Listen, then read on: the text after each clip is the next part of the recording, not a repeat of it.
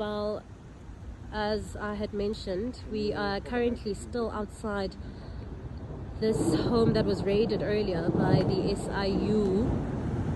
And now also just to mention that this tycoon who benefited almost 900 million rand from that 2.2 billion rand looting at Tembisa Hospital is currently embroiled in a court battle with the Department of Health in the Northwest. Now this is in connection to a 1 billion rand tender. What if the money meant to save lives was quietly redirected behind the scenes? What if the people responsible haven't been held accountable, at least not yet? Right now in South Africa, one name is raising serious questions: Hangwani Malra. And at the center of it all, Tembisa Hospital. Ngoba ngicakwe yinto kababa uMaumela la. Uma nithathela umuntu izinto niyibamba usuke kunecala lapho, right? Yeah. Suke kumoshakele crime leyo, right? So kune crime or something. So akaboshwanga ngani uMaumela makuthathwa la Lamborghini akhe uselendlini yena kodwa izinto ziyahamba. Kuza kanjani lokho? Kuncika kwi-investigation approach esetshenziswayo i-team ephenyayo. I-team ephenyayo njengamanje ile ebizwa nge-SIU. So indlela le eqala isebenze ngayo ukuthi iqale ifreeze ama-assets bese iyaqhubeka ne-investigation. Welcome back to True Crime with Insukus for Tale. If it's your first time, please do not forget to subscribe and hit the notification bell so that whenever I post a video, you will be notified. If you are a returning subscriber, thank you so much for your support. I really appreciate it. I don't take it for granted. So let's dive into it. This is a developing story that touches on corruption, public health care, and accountability. In today's video, we are breaking down what's happening at Tembisa Hospital, who Hangani Malra is, and why he remains uncharged despite being linked to the investigation. Let's start from the beginning. Tembisa Hospital has been under investigation for alleged corruption involving tenders and procurement. Now, procurement might sound boring, but this is where millions of rands are spent. We're talking about medical equipment, we're talking about security services, maintenance contracts, and daily operational supplies. If something goes wrong here, money spent for patients can disappear without anyone noticing immediately. So, reports have pointed to irregular contracts, possible overpricing, unusual payments to certain service providers. Now, it's important to be clear, these are allegations under investigation, not confirmed crimes. But the scale of concern has raised national attention because when money is mismanaged in a hospital, the consequences are not just financial. They can affect availability of medical or medication, quality of care, patient safety. And this is what has been happening with Tembisa Hospital.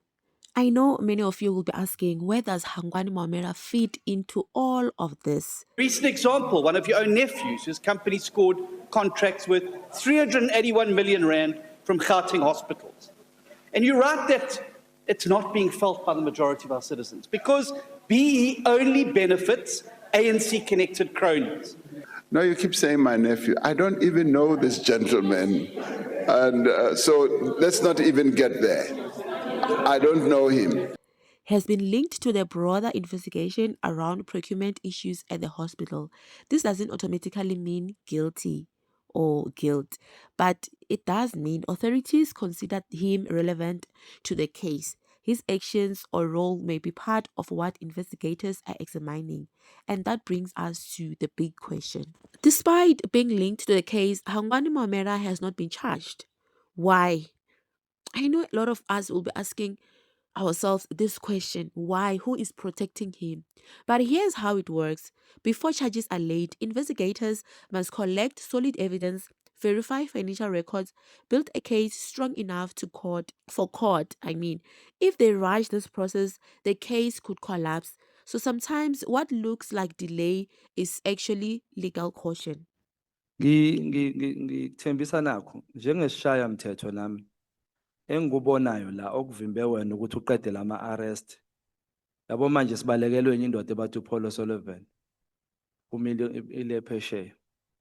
Silibaza umthetho lo osusebenzisayo wala South Africa kuthiwa iRoman Dutch law. Ngoba ngabe sebenzisa wethu umthetho. Labantu ngabe bala eSouth Africa futhi ngabe abanye babo baboshiwe. So ngiyabona ukuthi common denominator la is this constitution ekungayona yama South Africans that I think we should consider as members of parliament in fixing and focusing on the laws that are hindering amaphoyisa to arrest people.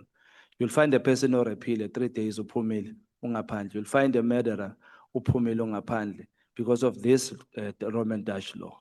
So I promise to you Babu Khumalo ukuthi sizosebenza ngamandla somkhonto noma ngeke ngithi thina ama members of parliament ukuthi siwushintshe lona mthetho onivimbayo ukuthi omama labo Owen Mandela abamanje abanibophayo manisebenza banivimbe ukuthi nibopha abantu basebenzise lo mthetho ukuthi banivalele ukuze nivimbeke ningabopha abantu abafanele. And there are claims circulating online about possible connection to powerful figures like Cyril Ramaphosa.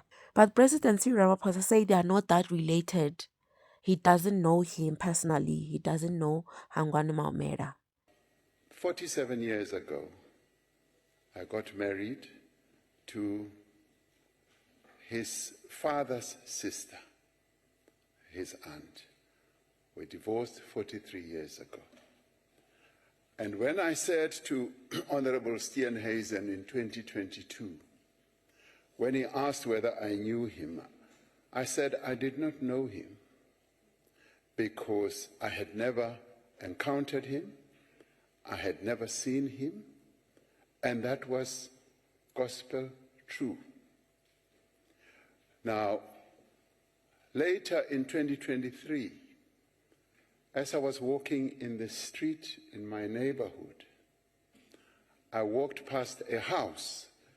But people have seen the pictures of President Cyril Ramaphosa and Hangwani when he was still young.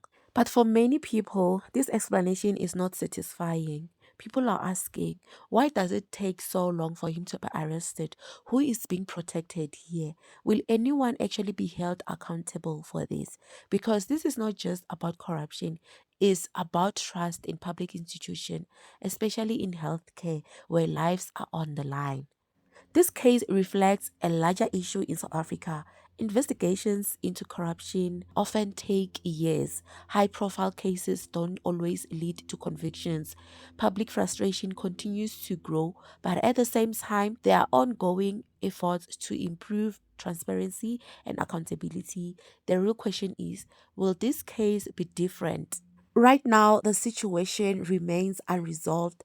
Hangani Malra is still uncharged, the investigation is still ongoing, and the truth is still unfolding. Now, I want to hear from you. Do you think authorities are taking too long, or is this the right way to handle such a serious case? Comment down below and let's talk. And if you love stories like this, do not forget to subscribe and turn on notifications so that whenever I post a video, you will be notified, because this story is far from over. And this is True Crime with Untouchable. See you on the next case.